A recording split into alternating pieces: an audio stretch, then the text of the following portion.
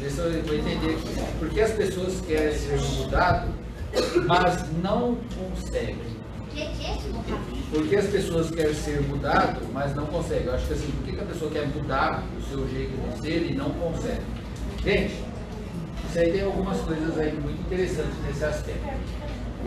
Primeiro é o quê? Mudado no quê? Gente, diga aqui, ó. O que é que você quer mudar? Como o João Camilo hoje falou, existem coisas que são de Deus, tem coisas que não são de Deus. Tem coisas que estão ligadas às coisas do mundo, tem coisas que não estão ligadas ao mundo. Agora, primeira coisa, nós temos uma coisa chamada temperamento. Ok? O que é o temperamento? Pronto aí, João? Beleza? Vai lá, senta lá. Glória a Deus. Cadê o negócio? Peraí. Pronto. Senta lá. Então, ó, vamos lá. Nós temos uma coisa, eu vou tentar responder os dois ambientes disso daí. Nós temos uma coisa chamada temperamento. E temos uma outra coisa chamada caráter. Ok? Temperamento é a sua característica que você vai recebendo na sua formação. Até os 18 anos, o seu temperamento ele é moldável. Agora, certas características do seu temperamento, ela permanece. Por exemplo, tem as pessoas que são mais quietas. Você vê um nenenzinho, às vezes, um menininho, ele começa já a mostrar sinais da sua personalidade. Vocês já viram? A criança, desde pequenininho, você já sabe que é uma criança que vai tender a um tipo de temperamento, como um tipo de temperamento mais agitado, mais calmo. Dá para perceber isso daí. E ao longo do tempo, é que esse temperamento ele vai sendo modificado pelas influências que vai sendo recebidas. Então, ou seja, temperamento não tem problema. Agora, tem temperamentos explosivos. Aí, quando você fala de um temperamento explosivo, aí sim você tem que colocar isso diante de Deus para que haja uma mudança. Agora, tem duas coisas que nós precisamos. Também tem o caráter. Tem gente que é um bom caráter, tem gente que é um mau caráter. Tem uma pessoa que maquina o mal, o cara gosta de ver a coisa do mal. Por quê? Houve uma deturpação na sua formação. Ok? Se deixou levar pelas suas inclinações carnais. Agora, gente, o que é que pode ser mudado e às vezes a pessoa não consegue? Primeira coisa, vocês todos aqui têm plenas condições de mudança. É difícil para todo mundo, sem exceção. Até eu estou em processo de mudança. Então, ou seja, não pensa vocês que por serem adolescentes estão em processo de mudança. Mas agora, vocês têm que identificar certas coisas. Por exemplo, você é uma pessoa nervosa. Então, ou seja, você vai ter que ter consciência e inteligência a respeito disso para você se autodisciplinar. Já viu aquele negócio de contar até 10, contar até 20, contar até 30? Eu tenho uma tendência homossexual. Aí peça ajuda. Certo? Tem coisas que você vai precisar de ajuda. Você não vai conseguir modificar seus filhos. Tem coisas que é um trabalhar do Espírito Santo na sua vida, é o processo de santificação. Paulo fala, desenvolvei a vossa salvação em temor e tremor. Segui a paz com todos e a santificação, sem a qual ninguém verá o Senhor. A santificação é um processo. Qual que é a sua profissão hoje? Qual que é a sua profissão hoje? O Lucas, pelo menos, tem uma profissão. Qual que é a sua profissão hoje, Radassa?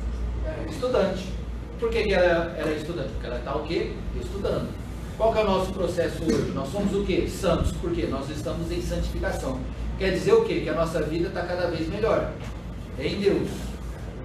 Pode você, às vezes, não estar bem financeiramente, mas está crescendo. Por quê? Porque as lutas te fazem mais perto de Deus.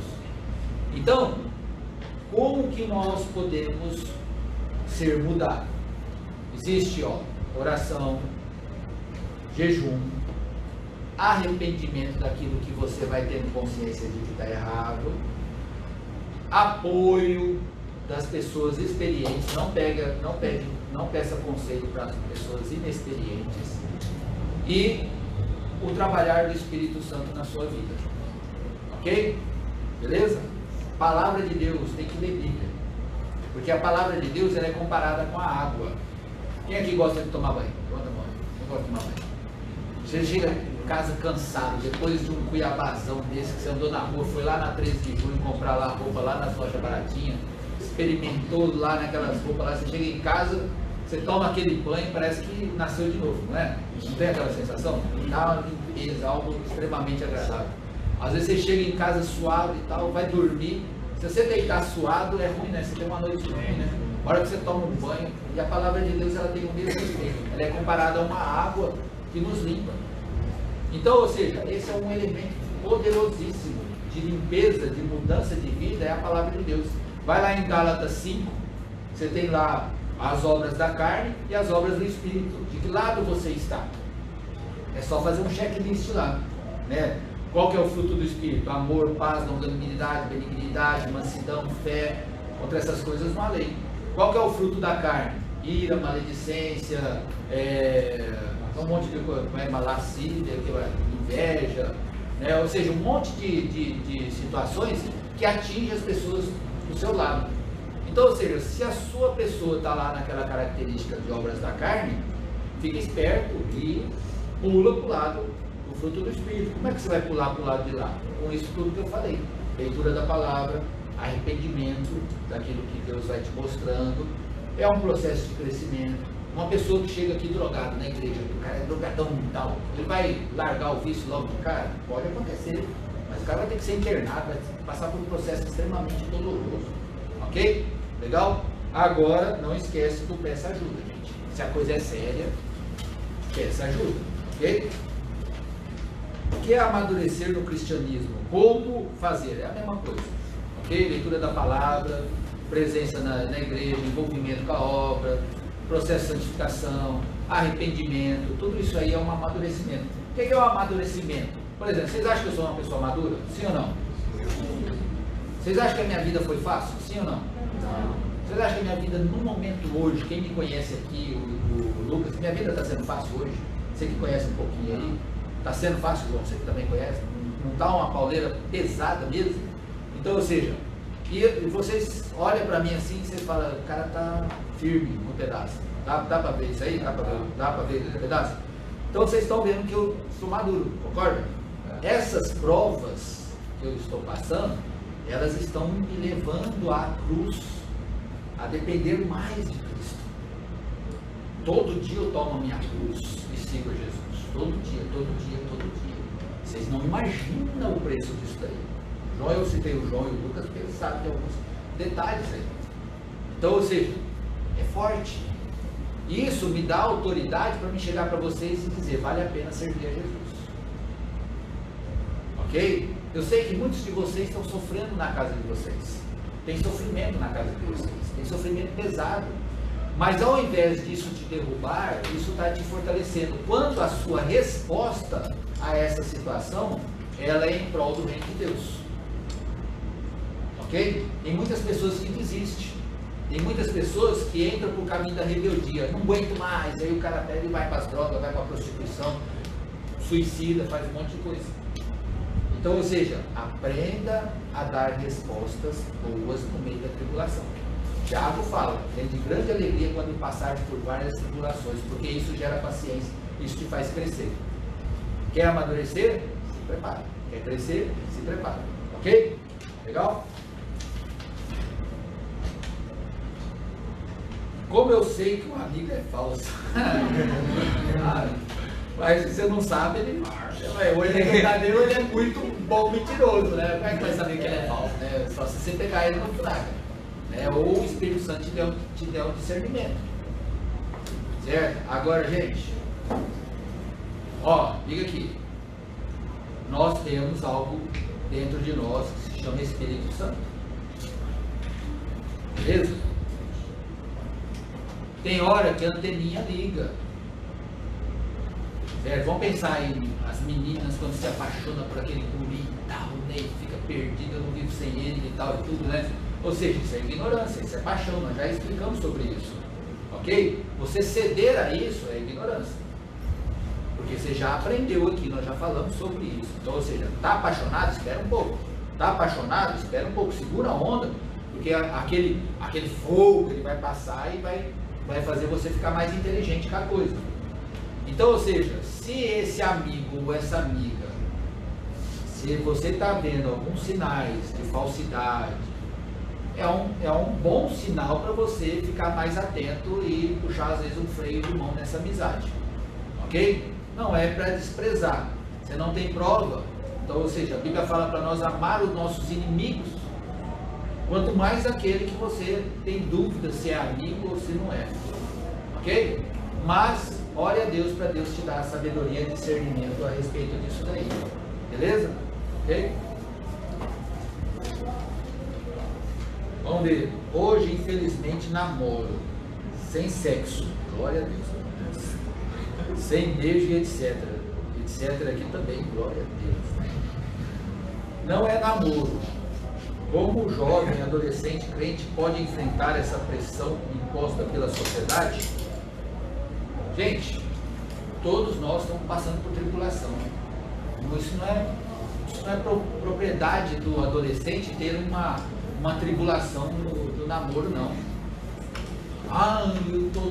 É terrível porque eu sou adolescente, eu estou com fogo, que não sei o que e tal. Gente, ó, todo mundo está passando por tribulação.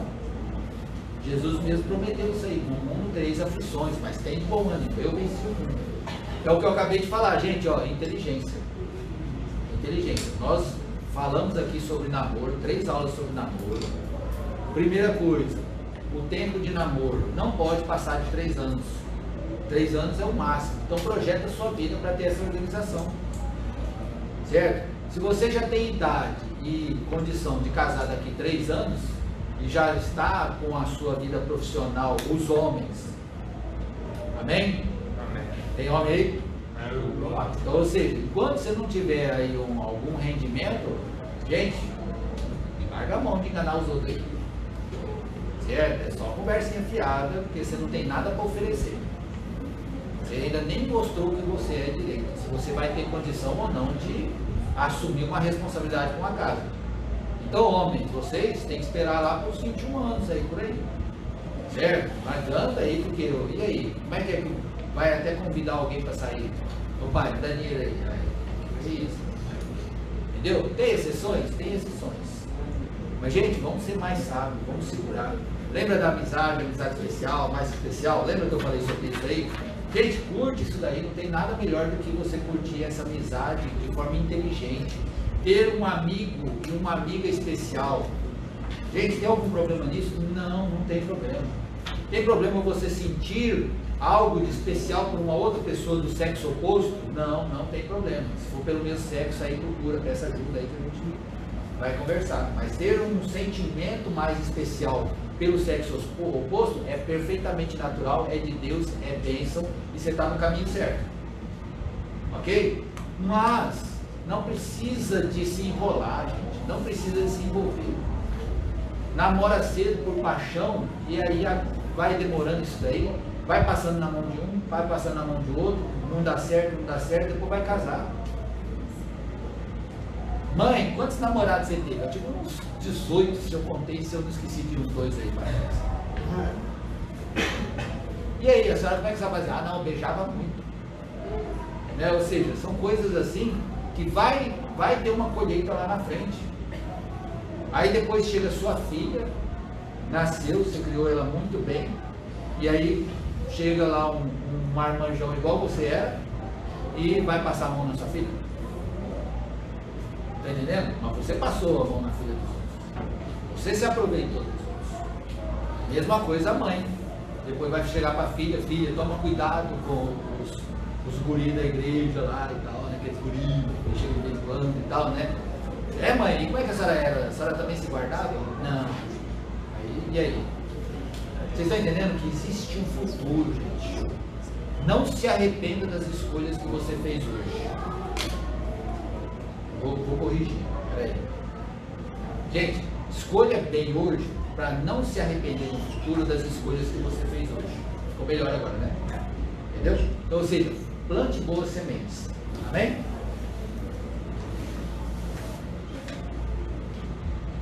Apenas quem ficar na terra ouvirá as trombetas, e quem ficar terá uma última chance. Quem ficar, existe uma discussão teológica se vai haver salvação na grande tribulação ou não na grande tribulação.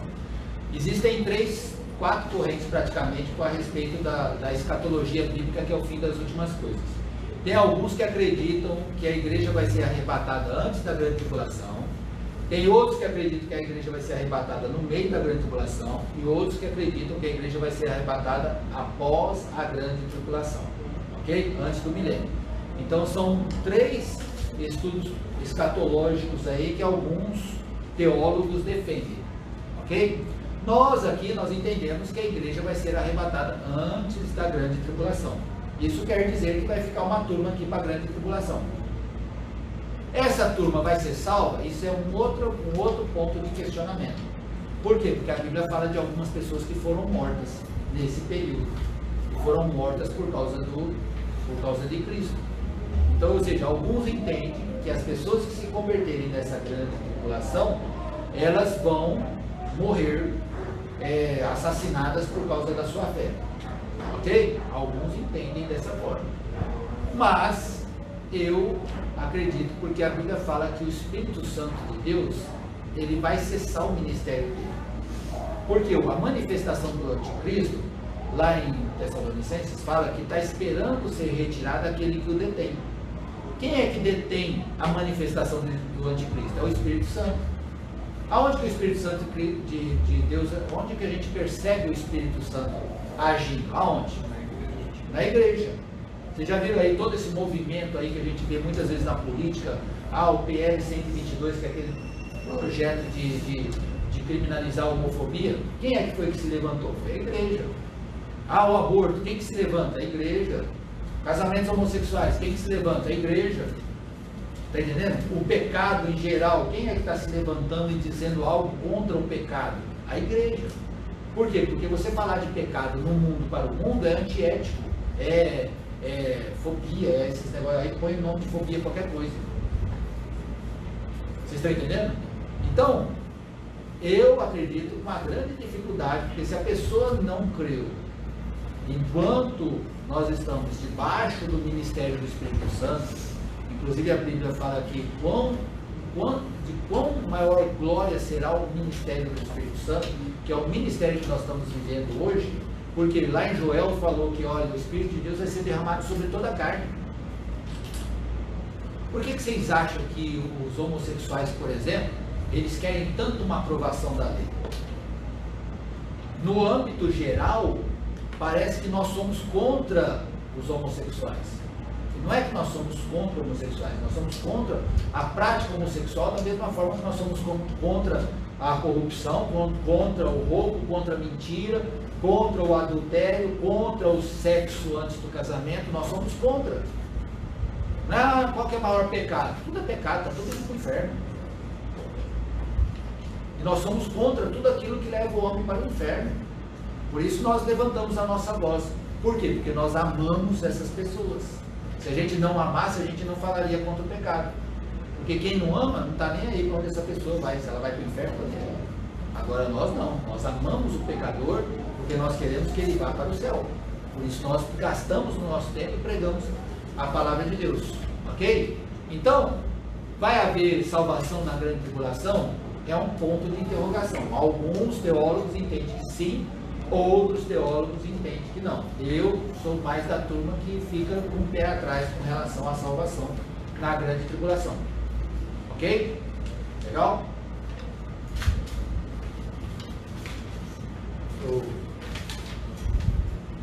Devemos chutar macumba? Dever é uma palavra forte. Dever implica em obrigação. Não, ninguém tem obrigação de chutar macumba. Ok? Certo? Agora, se ela não estiver na porta da sua casa, se estiver na porta da sua casa, você não vai lá chutar. Pega uma pá de lixo lá e tal, né? Porque aquele trem é nojento mesmo. Pega a pá de lixo lá, tira aquele trem de lá sem nenhum problema. Eu tive isso comer macumba.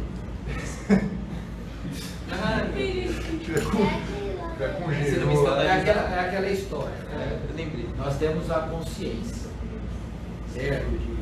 Se alguém te vir comer uma macumba lá e tal, o que vai acontecer? A pessoa vai te associar àquela prática. Então, ou seja, Paulo fala, olha, nós temos que ter aqui uma preocupação com a consciência de todos. Ok? Então nós nos afastamos de qualquer tipo de prática, qualquer atitude que não representa uma identidade com Cristo, ok? Nós nos portamos, isso é de uma forma geral, nós nos portamos com uma boa presença na sociedade, não é verdade? Olha o João Camilo veio aqui da palavra, mas o cara veio, faltou só o paletó. Sério? Cadê o fogo aqui puro e tal, né? Ou seja, né? Agora, como é que eu estou? Vocês já me viram de bermuda aqui para dando aula? Por quê? Porque nós estamos dentro de uma estrutura.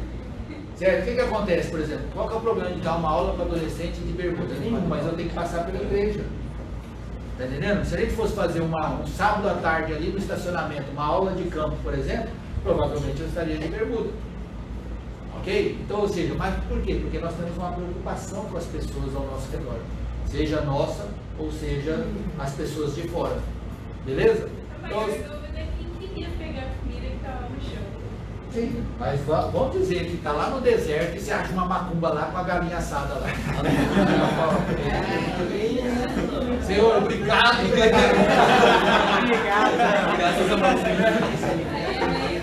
Ué, eu comi. Como você comeu lá no deserto? Vai que foi Deus que mandou o Satanás levar para mim lá.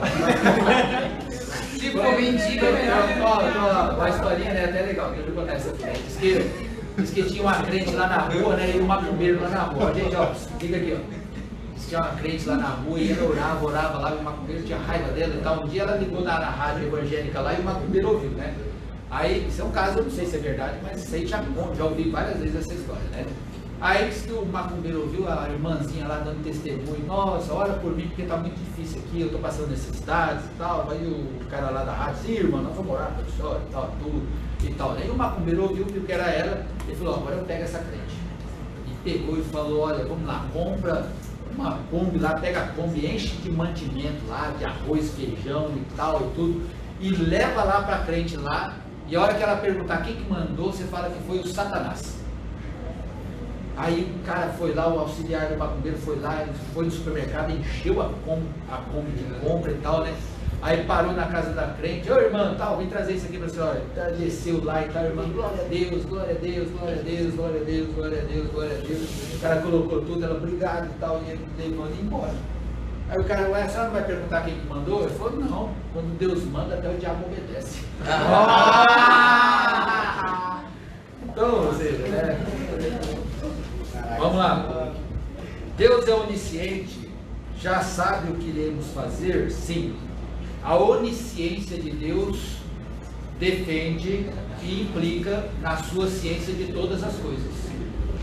Deus sabe todas as coisas. Ok? Isso é um ponto pacífico, que é um dos atributos. Onisciência, onipotência e onipresença. Legal? Eu vou deixar a segunda pergunta aqui, vou deixar para depois. Coisas que Deus não perdoa. Pecado contra o Espírito Santo. Jesus fala, olha, qualquer pecado, você pode falar mal de mim. Jesus falou, pode falar mal de mim. Mas aquele que blasfemar do Espírito Santo não lhe será perdoado nem nessa vida, nem na vindoura. É como se a misericórdia de Deus é totalmente tirada dessa pessoa. É forte isso daí. Certo? A misericórdia de Deus não está com as pessoas que morreram sem Cristo no inferno hoje. Não existe misericórdia de Deus. Deus não tem dó, vamos dizer assim, daquelas pessoas que estão perdidas. Por quê? Porque Deus é justo. A justiça foi estabelecida. É uma justiça perfeita. Vocês estão entendendo? Nós estamos debaixo de uma, vamos dizer assim, nós somos pecadores ignorantes, eu diria assim, graças a Deus. Porque nós pecamos por ignorância, nós pecamos ainda quase como vítimas, entre aspas, vamos dizer assim. Nós temos uma inclinação ao pecado que muitas vezes nos dá uma rasteira. Ok? Está entendendo isso aí que eu estou falando? Deu para ficar claro, né? Então, ou seja, nós não estamos... É difícil você falar uma pessoa que pecou voluntária. Numa sã consciência, a pessoa chega e fala assim, eu vou pecar hoje, eu acordei de manhã com vontade de pecar. essa pessoa ela não é crente, certo? Ela está no mundo e o pecado para ela não é relevante como é para nós. O pecado para nós nos incomoda, o pecado para nós é um limite que nós não podemos transpor ele. E quando nós ultrapassamos esse limite, nós ficamos muito tristes conosco mesmo. Nós ficamos frustrados, nós nos arrependemos, o Espírito Santo nos incomoda. Não é verdade? Sempre que a gente ultrapassa esses limites, a gente sente um arrependimento muito forte sobre essa questão. Ok? Então, coisas que Deus não perdoa, uma delas é o pecado contra o Espírito Santo. Mesmo na ignorância, tá? Não tem pecado contra o Espírito Santo, é ignorância. Se a pessoa peca, ela sabe quem que é, porque pelo Deus, né? É um pecado consciente. Um pecado. Tanto é que quando Jesus usou essa palavra, as pessoas estavam falando que Jesus estava expulsando o demônio pelo poder do Satanás. Ou seja, enquanto Jesus estava expulsando demônios pelo poder do Espírito Santo. E os fariseus sabiam que Jesus era o Messias. Eles não estavam lá perdidos na história, não, porque eles tinham prova. Lembra que os reis magos lá, eles não vieram lá do Oriente por causa que eles estudaram o Antigo Testamento? Lembra dessa história? Tanto é que eles chegaram lá em Herodes, onde é nascido o rei dos judeus? Herodes, como assim? Tal? Não, aqui está tudo indicando, nós vimos a sua estrela e tal. Todos os sinais apontam para o Cristo. Nós viemos aqui para adorá-lo. Aí Herodes falou, então vai lá e avisa eu aqui, porque eu quero ir lá adorar. Na verdade, Herodes queria era matar. Mas de onde que veio esses reis magos? Vocês estão entendendo? Então, ou seja, os fariseus, eles eram pessoas que estudavam a palavra de Deus. Eles tinham consciência de que Jesus era o Messias. Mas, por inveja, a Bíblia fala, por inveja, eles se entregaram a Jesus para ser morto. A Bíblia é bem clara nisso. Se você tem inveja de alguém, é porque você quer o que aquela pessoa tem e você quer que ela não tenha. A inveja é mais ou menos isso. Nada contra alguém ter, eu queria ter um carro igual o dele. Isso não é inveja. Inveja é quando você quer ter o que ele tem, mas com aquela segunda intenção de que ele não tivesse o que ele tem, que você estivesse no lugar dele. Olha como é que é forte. De tirar o que a pessoa tem para fortalecer, né? Como é que é? De tirar aquilo que é da pessoa para colocar assim, né? Pois é. Como começa um avivamento? Oração, jejum, leitura, busca. A Bíblia fala, buscai com zelo os melhores dons. Ok? Avivamento não é avivamento não. Não é cair no espírito. Isso não é avivamento não. Avivamento é mudança de comportamento. Certo? Eu já vi gente cheia do Espírito Santo aí, fica um dia, 2 dias, 3 dias, depois desvia. E parece que talvez a misericórdia de Deus é tão grande. Uma vez eu vi uma mulher, a mulher disse que estava conversando com Deus. Foi batizada no Espírito Santo, foi curada, tinha uma pedra no rim.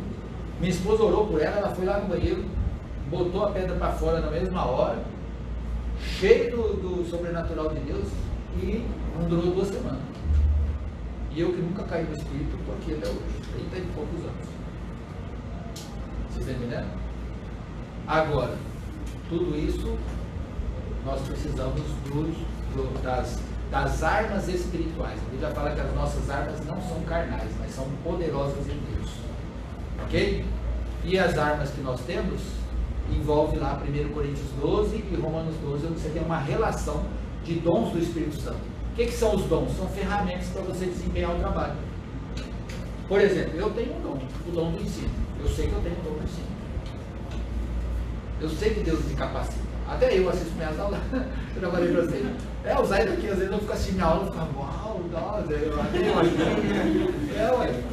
porque aqui nós estamos, é diferente de eu ficar falando na frente do Espírito, eu estou aqui debaixo de uma unção do Espírito Santo. Deus está aqui, o Espírito Santo de Deus está aqui. E quem que ele está usando aqui para ministrar para vocês? Sou eu.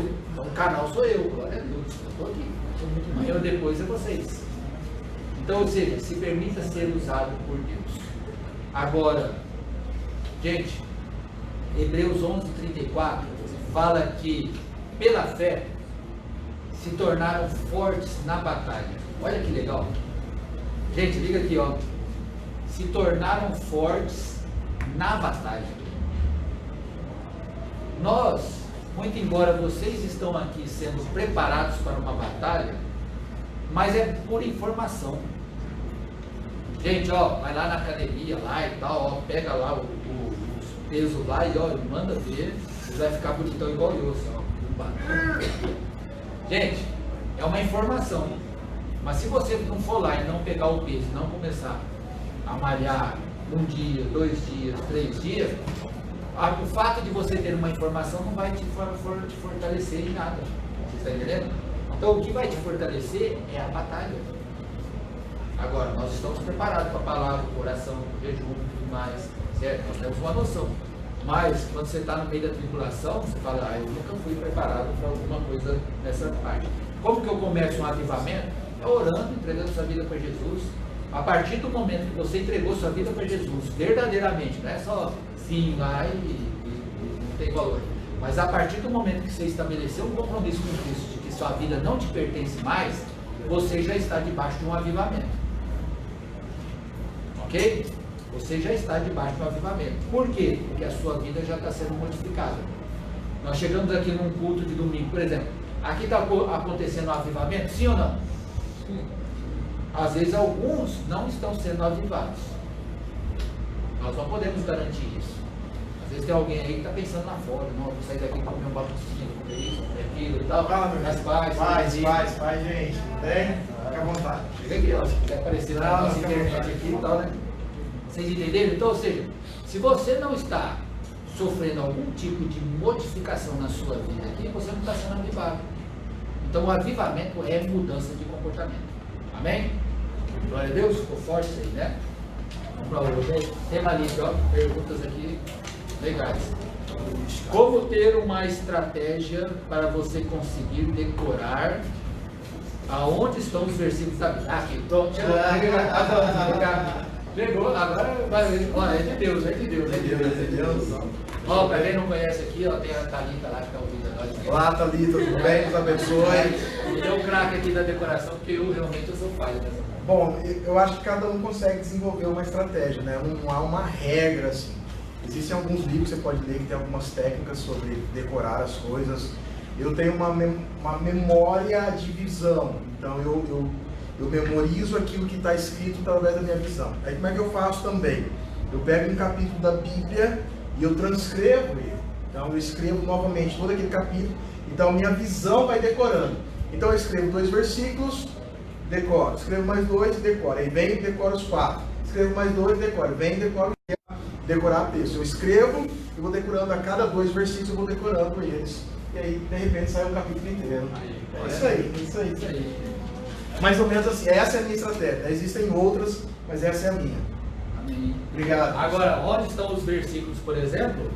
Os livros, por exemplo. Até hoje eu tenho dificuldade. Eu não tenho uma memória, eu não consigo. Você vê que eu tenho dificuldade com nome, com memória. Eu tenho muita dificuldade com isso. Então, ou seja, tem pessoas que têm um cérebro. Por exemplo, eu sou bom no discernimento. Eu sou um administrador de empresa. Então, eu resolvo problemas com muita facilidade.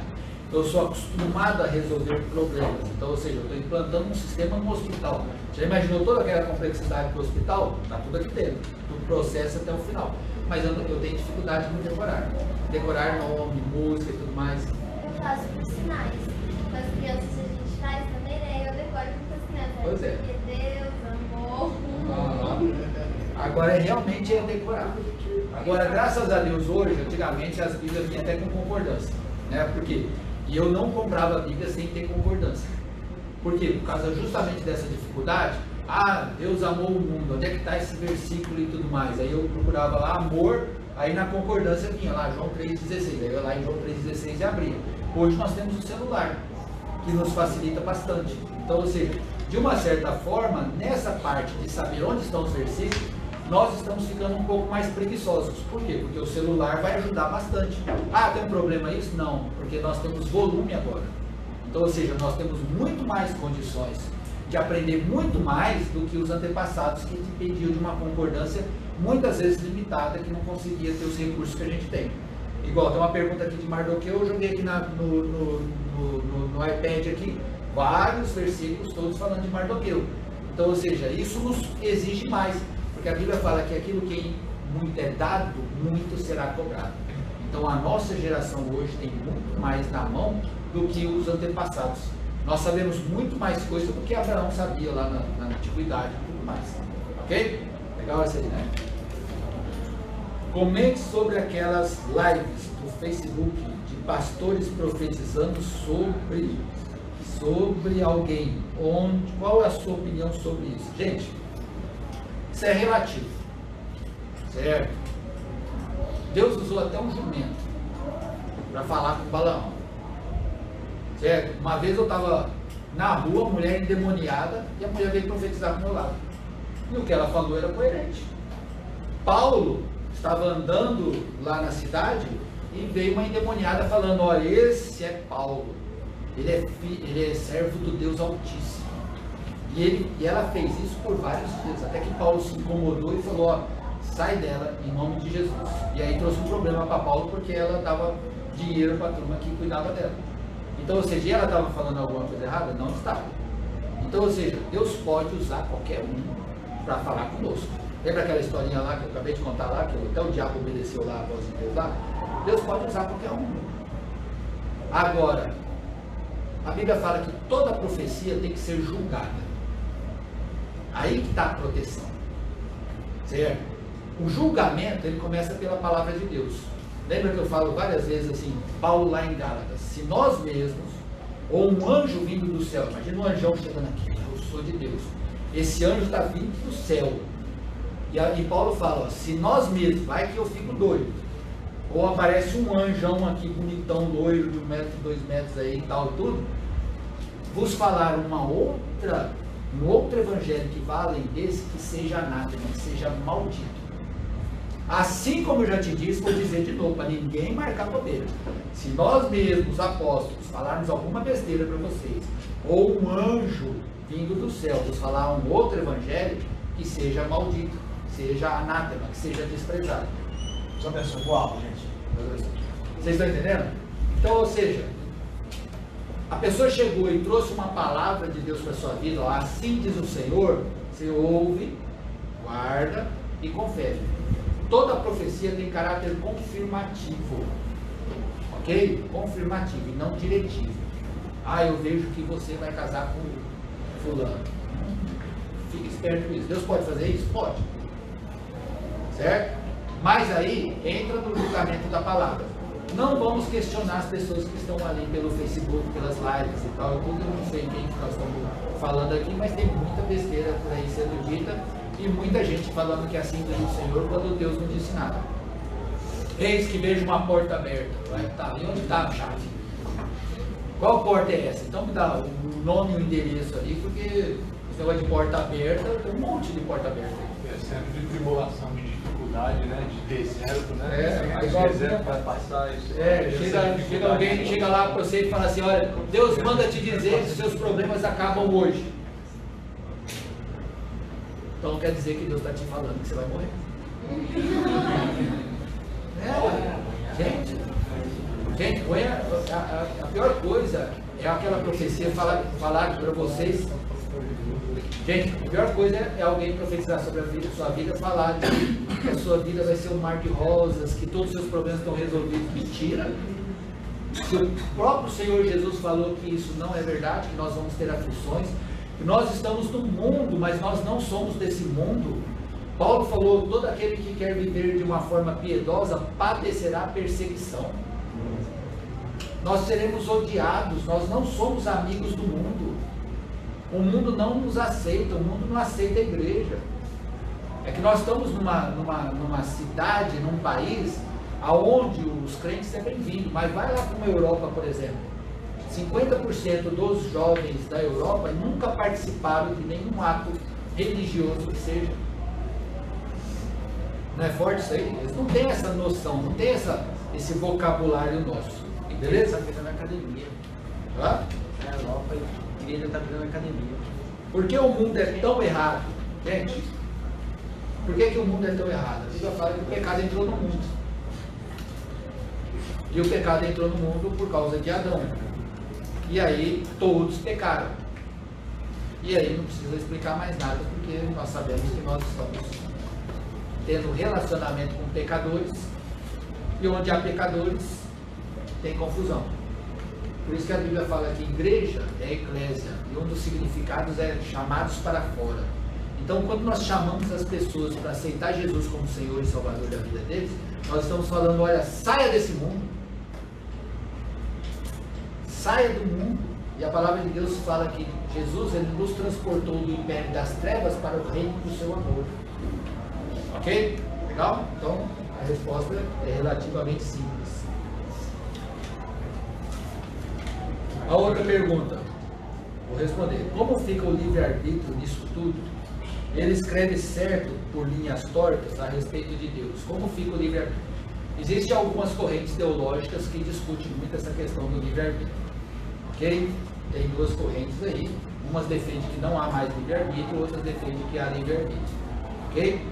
O que é o livre-arbítrio? É a sua capacidade de escolha. Qual que é a outra corrente teológica? É livre agência. Ou seja, você tem uma certa liberdade limitada dentro de um plano estabelecido por Deus já pré-determinado. Eu leio a Bíblia há 32 anos. E essa discussão de livre-arbítrio, predestinação e tudo mais, para mim é uma coisa recente, que tem uns 6 anos que eu me deparei com isso. Então, para mim, é o que eu falo, a Bíblia é muito simples. O pastor Oswaldo fala, quem é de Deus não se perde. Não é verdade? Não é verdade? Quem é de Deus não se perde. Eu creio nisso. Quem é de Deus não se perde. Agora, vamos dizer, o cara viveu.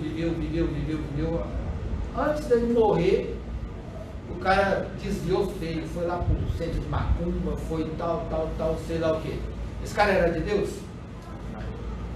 E aí foi lá e morreu. Ele era de Deus?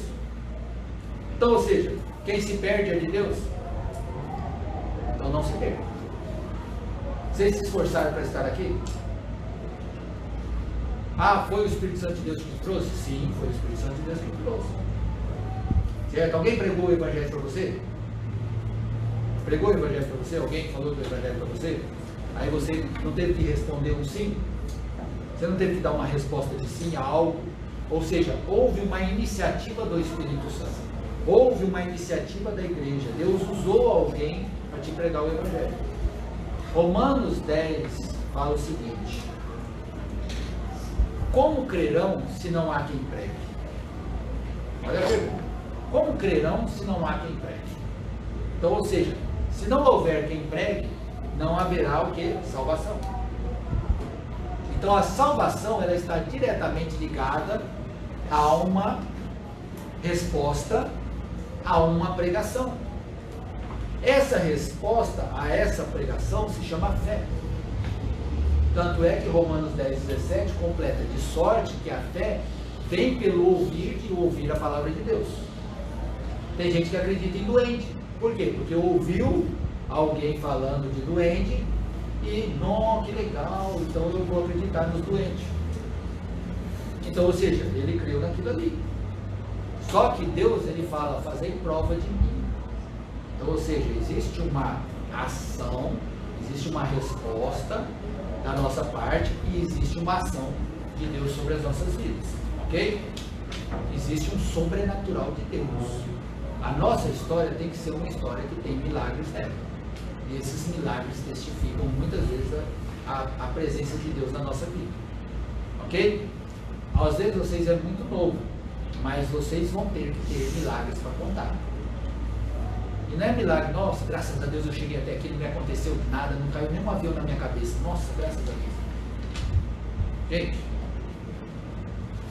é um milagre, não, isso aí? É um milagre exagerado? Não, né? Vamos dizer assim, não, né? Todos nós chegamos aqui e tudo mais. Agora, igual nós lá, o Johan, meu filho, nasceu de gravidez tubária. Entrou numa sala de cirurgia. Se perguntar para qualquer ginecologista, vai falar que qualquer diagnóstico de gravidez tubária é para retirar as trompas. E a Érica entrou para dentro de uma sala de cirurgia. E Deus fez um milagre, provado cientificamente. É milagre? Só que antes eu falei, Senhor, eu quero esse neném. E falei para o médico, olha, eu creio que Deus pode fazer um milagre. Eu quero que o Senhor dê uma chance de Deus fazer um milagre nessa história. E ele entrou lá para a sala de cirurgia, deu anestesia na Érica, já ia começar o procedimento e resolveu interromper a cirurgia lá no meio. Com toda a equipe formada. É milagre? Milagre. A Radassa é milagre. Por quê? Porque depois disso a Érica teve endometriose. Quem sabe o que é endometriose? É uma menstruação fora do útero lá, uma coisa bem complicada. O que cura a endometriose é a gravidez, mas só que quem tem endometriose não engravida. E aí o que aconteceu? Veio a Radassa e curou a endometriose da Érica lá. Está entendendo? Então, ou seja, a nossa vida é uma história de milagres. Eu poderia aqui contar um monte de milagres, um milagre mesmo, que não é uma coincidência. Então, ou seja, mergulha nesse terreno com milagre. Ok? Experimenta Deus. Nós não estamos numa obra social. Nós não estamos num momento de inteligência humana. Nós estamos falando de sobrenatural. Nós já falamos dos dons do Espírito Santo. Nós já falamos das armas de Deus. Nós já falamos de salvação. Nós já falamos de vida eterna. Nós já falamos de céu e de inferno. Isso aí é loucura para qualquer vocabulário de qualquer intelectual por aí. Ok? Legal isso aí?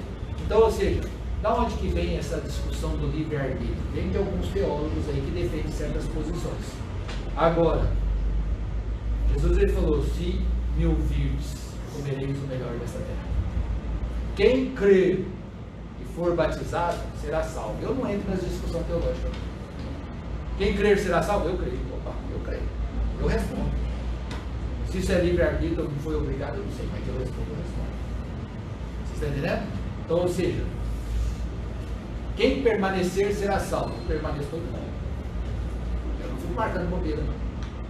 Eu tomo. Quem quiser vir após mim, tome a sua cruz a cada dia e me siga. Não parece um convite? Não parece isso, não é? Da parte de Jesus não é um convite? Não é um convite? Ou ele está te obrigando a carregar a sua cruz? Você tem a opção ou não de carregar a cruz? Se você não tem a opção de carregar a cruz, por que Jesus falou uma coisa dessa? Se você não tem a opção de carregar a cruz. Vocês estão entendendo? Então, ou seja, eu não respondo isso muito teologicamente, não. Eu respondo com a palavra. Negue-se a si mesmo, tome a sua cruz. Então tá, eu estou me negando hoje. Certo? Não fico preocupado com o dele, não. Eu sei que o Espírito Santo de Deus está na minha vida, está me conduzindo e eu preciso da ação dele. Ok? Legal isso aí?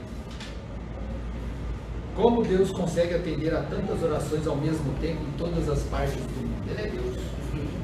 Né? Ou seja, porque Ele é Deus, né?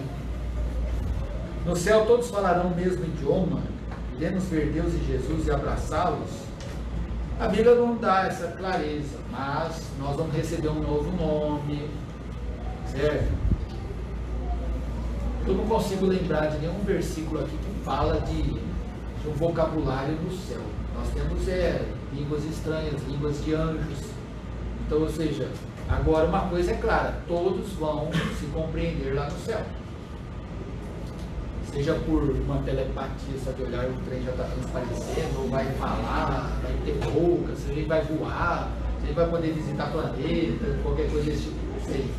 Mas eu sei que o trem vai ser sobrenatural, vai ser bom, vai ser justo, vai ser perfeita, certo? Não há tristeza no céu, certo? Você vai chegar lá e vai ver que a sua vozinha querida foi para o inferno. E você não vai ficar triste com isso. Hoje você fica triste se eu falar isso aí. Se você entender isso hoje, você fica triste. Por quê? Nós não estamos debaixo de uma justiça perfeita. Vocês estão entendendo? Existe uma certa limitação, existe um coração humano. Né? A gente ainda tem um sentimento ainda de imperfeição pelas coisas. Mas no céu é perfeito. No céu o juiz é perfeito. Ok? Que horas são aí para mim? 12 para as 9. 12 ainda? Ah, beleza. Como lidar com amigos mundanos? Ou é errado pedir que Deus me ajude com as pessoas que eu gosto? Tá, como lidar com amigos mundanos? Gente, a Bíblia fala para nós termos bons testemunhos com os que estão de fora. Ok? A Bíblia fala Andarão dois juntos se não houver acordo? Lembra do jugo desigual? Lembra do jugo desigual? Agora, o que é esse amigo mundano? Certo? Tem uma certa dosagem nessas diferenças aí, ok? Por exemplo, vamos pegar aqui o Lucas é amigo do traficante, tá? do bairro do Mancá. Mas é amigão, toda hora você vê, os dois é amigão, anda junto o tempo inteiro, tem 10 anos que os dois andam juntos. Certo? Tá errado, tá? Porque ou um ajuda o outro ou o outro ajuda. Então, ou seja, tem certas amizades com esses extremos aqui que elas não tem como andar muito tempo junto. Você está na sua escola, por exemplo, você é uma pessoa estudiosa, não vamos pensar nem em ser crente ou não. Mas gente, olha lá, diga aqui. Você é uma pessoa estudiosa e tem a turma do fundão que é bagunceira. Você é estudioso, você gosta de prestar atenção na aula, você chega lá, senta lá e fica prestando atenção na aula. Tem outro que é bagunceiro. O cara não bagunça o tempo inteiro na aula e te atrapalha a estudar. Gente, essas duas pessoas vão ser amigas? Por quê? Porque uma hora o trem vai... Oh, você é muito sem noção. Certo? Você não presta. Ou seja, aquela amizade vai ser desfeita. Porque ou aquele baguncento vai se tornar estudioso, ou o estudioso vai ter que entrar na bagunça. Não vai ter como andar junto. Ok? Então, ou seja, cuidado com essa questão dos amigos que não tem uma certa compatibilidade. Por quê? É aquele velho ditado, né? Qual que é? Diga-me o quê? Ou seja, você está andando com um traficante, provavelmente você é um deles. Tanto é quando a gente vai fazer obras de evangelização, por exemplo, lá no Posto Zero, vai mexer com pessoas ligadas ao crack, gente, isso é sério, cuidado, não vai sem cobertura espiritual fazer um trem desse. Por quê? Você chega lá, o drogado está lá com você está evangelizando o cara, ou entrega suas drogas para Jesus, o cara põe as drogas na sua mão, você está lá orando, Senhor, obrigado, porque aí vem a polícia e para. Você vai preso. Só se o guarda for muito pentecostal, cheio de discernimento do Espírito Santo, né, e te conhecer. Mas senão você vai preso. Por exemplo, a gente que faz capelania, eu tenho uma carteirinha de capelania. Certo? Então, ou seja, mostra que eu estou aqui a trabalho. Tem uma igreja que está por trás de mim, ela sabe que eu estou aqui. Você está entendendo? É diferente. Então, cuidado com as amizades. Ah, é pra gente não ser amigo de ninguém? Gente, amigo chegado é uma coisa, conhecido é outra. Você está entendendo? Quando você fala amigo, é aquele que você chama para ir para sua casa. Ok? Agora, amizade, a gente procura ter amizade com todo mundo. Certo? Mas nem todo mundo a gente consegue ter um certo nível de intimidade. Eu, por exemplo, conheço alguns de vocês, mas e outros eu conheço menos. Alguns eu vou passar pela rua e às vezes nem vou lembrar do nome direitinho. Beleza? Ser fanático por time é idolatrar-se? É lógico. Nossa. Vai no jogo de futebol lá e tal. Quero ver você gritar igual você grita lá no futebol, gritar para Jesus aqui. Ou seja, qual que é aquele fôlego do futebol? Certo? Ah, vamos torcer pelo Brasil? Todo mundo aqui torce. Certo? Chega na Copa do Mundo aí e tal, nós vamos assistir televisão, nós estamos torcendo, faz o gol, a gente grita e tal. Mas existe um nível de idolatria que é muito forte. Passa do bom. O último jogo que eu fui foi assistir Vasco, não sei mais o que, mas olha, eu saí de lá. Gente, saí de lá. Gente, mas o que eu falei, não fui, sou vascaíno não, meu gênero que é vascaíno. Eu, graças a Deus, não tenho essa neuro, né? Mas eu saí de lá triste de ver. Eu não tinha noção, fazia muito tempo que eu não ia no estádio de futebol, eu não tinha noção do tanto que o negócio está baixo nível. Aí os caras também pedem, né? Aí chega a menina lá, o cara com a mulher e a criança com camisa do Flamengo vai sentar no meio da torcida do Vasco. O cara pediu. Mas olha, mas a turma, gente, não faz o negócio daquele. Fizeram a menina chorar, mas foi assim, vergonhoso. É uma coisa assim que chega a faltar vergonha, assim, um tipo de ultrapasso mesmo. É igual saiu um viral aí do Galvão Bueno. O Grêmio jogando contra um time do Tchatcha, se eu não me engano, lá em 2007 ou 2017, não sei, 2007, pela Copa Libertadores. E o Grêmio fez o gol e o Galvão Bueno comemorou o gol do Grêmio. Certo? Por quê? Quem que o Grêmio está representando é o Brasil ali. Ou seja, todo mundo está torcendo pro Grêmio, vai que torcer. Então, né? E pegaram o Galvão Bueno torcendo pelo Grêmio e colocaram como se ele estivesse torcendo pelo Grêmio agora, quando o Grêmio fez o gol contra o Flamengo, contra o Palmeiras, né? Então, contra o Palmeiras. Foi ameaçado até de morte por causa de um viral, de uma notícia fake. Então, ou seja, isso é idolatria? É idolatria. Eu fui no estádio uma vez na minha vida só para assistir um jogo do Cuiabá contra o Botafogo da Paraíba. Hoje em dia, a cada 15 segundos, se o jogador desse uma escorregada assim no campo, estava molhado, ele levantava um e xingava até a quarta geração. Pois é. E altão assim, para todo mundo escutar. Foi a coisa mais normal do jogo. Oi? É falta de opção.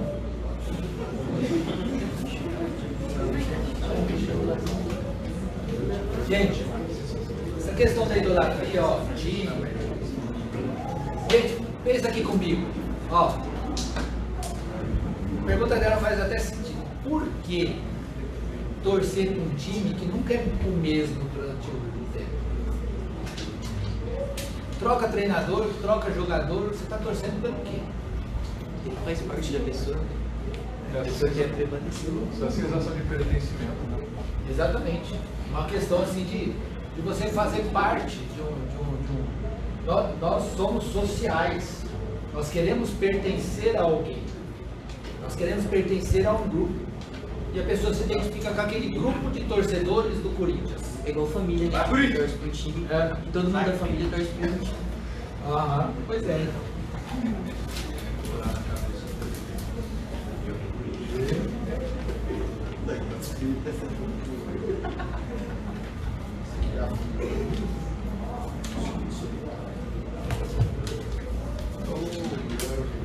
Existe um pecado que Deus não perdoa? Já falei.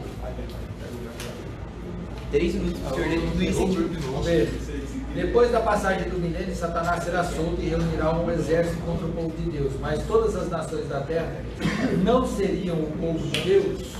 Essa é outra discussão teológica interessante. Por quê? No milênio, Jesus vai estar governando a terra. No milênio, Jesus vai governar a terra. Vai haver paz durante 1000 anos, a saúde vai ser restaurada e tal. E a Bíblia só fala que no final, Satanás será solto e vai enganar as nações. E as nações vão pelejar contra o Cordeiro. E aí entra outra discussão. No milênio vai haver salvação, sim ou não e tal.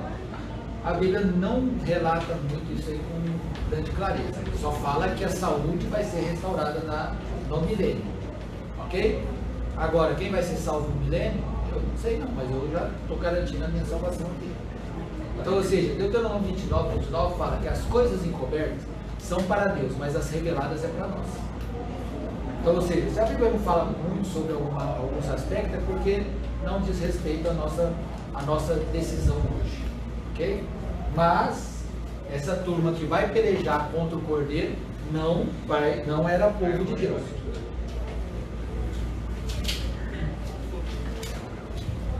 O que é uma milenista? Quais as outras linhas de pensamento? A milenista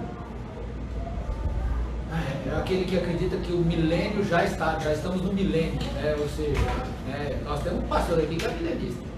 Acredito que nós já estamos no milênio. Eu não acredito nisso, não.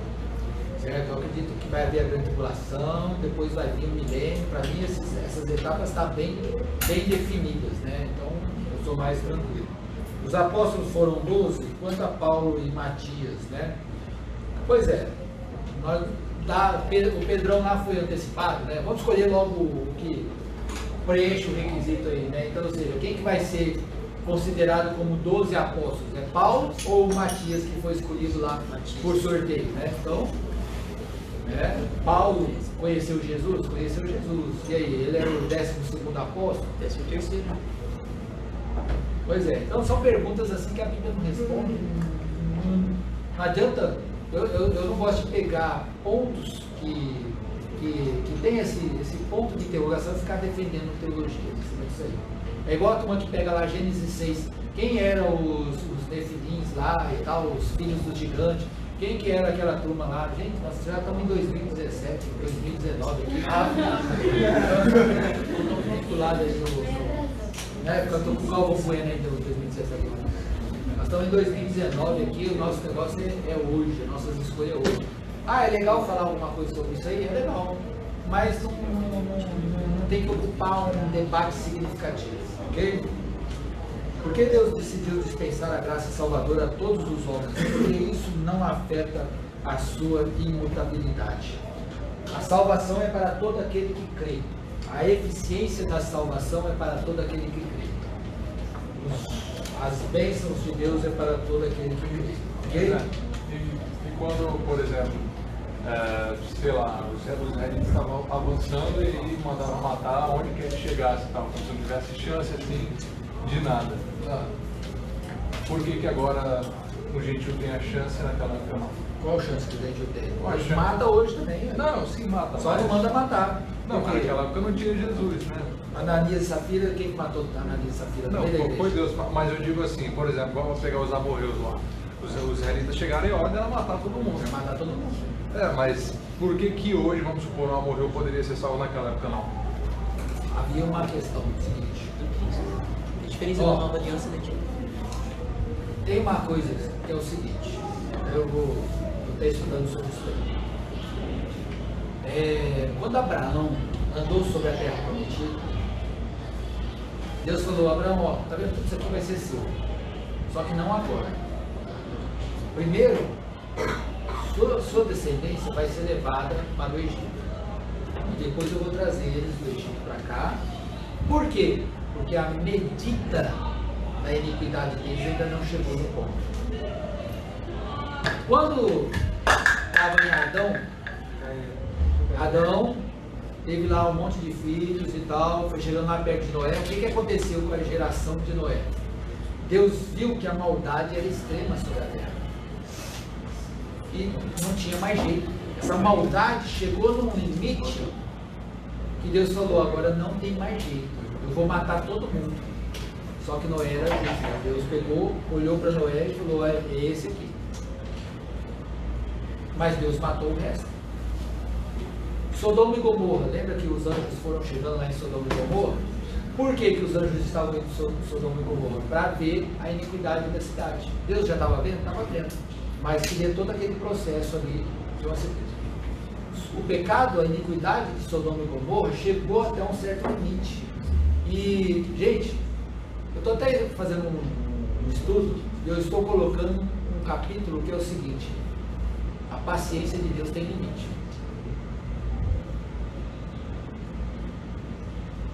Certo? Entre aspas eu falo isso aí. Certo? Mas chega uma hora, por exemplo, a paciência de Deus se esgota quando o cara peca contra o Espírito Santo. A paciência de Deus se esgotou com Ananias e Safira. A paciência de Deus se esgotou com a geração de Noé. A paciência de Deus se esgotou com Sodoma e Gomorra. Não dá para entender isso?